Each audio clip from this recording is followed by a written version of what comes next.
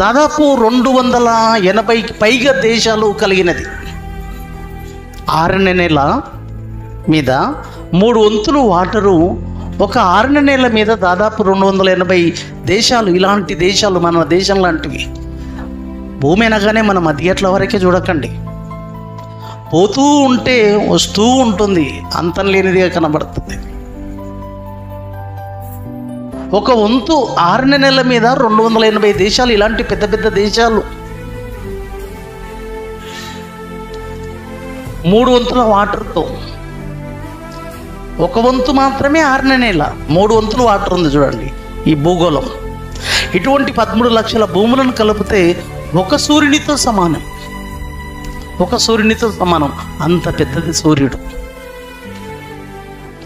అంత పెద్దదైన బరువైన ఆ సూర్యుడు అలా తిరగడము, అలా కదలడము, అలా ప్రయాణించడము. భూమి తిరుగుతుంది, సూర్యుడు కూడా తిరుగుతున్నాడు. ఎవరు తిరుగుతున్నారు? ఎవరు నడిపిస్తున్నారు? దాని గురించి ఎప్పుడైనా ఆలోచిస్తున్నాం అండి? అసలు ఏంట్రా దాంట్లో ఇంతవరకు మార్పు లేదేంటి? అసలు దాంట్లో ఇంధనం అయిపోయింది, దానికి ఇంధనం అందించాలన్న ఆలోచన ఈ ప్రపంచంలో ఎవరైనా పెట్టుకున్నారండి? రిపేర్ చేయాలి దానికని ఆలోచించిండ్రా? లేదండి. ఏంటండి ఆ అద్భుతమైన ఆ సృష్టి పనితీరులో దేవుని యొక్క ఆలోచన ఎంత గొప్పది ప్రియులరా! ఆ సూర్యుని, ఒక్క సూర్యుని జ్ఞాపకం చేసుకుంటే ఎన్నో పాఠాలు నీకు నేర్పిస్తుంది.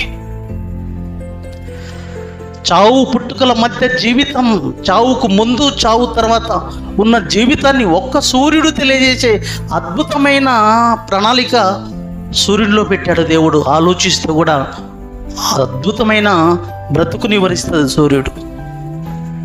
అంత సంగతితో, అంత విషయంతో సూర్యుని పెట్టాడు దేవుడు. ఇది ఎంత అద్భుతం అంటారు! ఇది ఎవరి వలన అవుతుంది? అది ఎవరి వలన అవుతుంది ప్రియులారా? అసలు ఎవరు సంభాషిస్తున్నారు ఆ యొక్క గొప్పతనం గురించి? భక్తులమైన మనలాంటి వాళ్ళే కదా ప్రియులారా ఆలోచించవలసింది.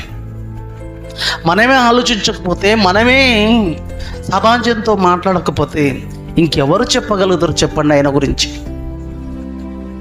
ఆ తండ్రిని ఎవరు పరిచయం చేస్తారు చెప్పండి? ఎంత అనంతమైన శక్తి కలిగినది దేవుని సృష్టిలో. దేవుడు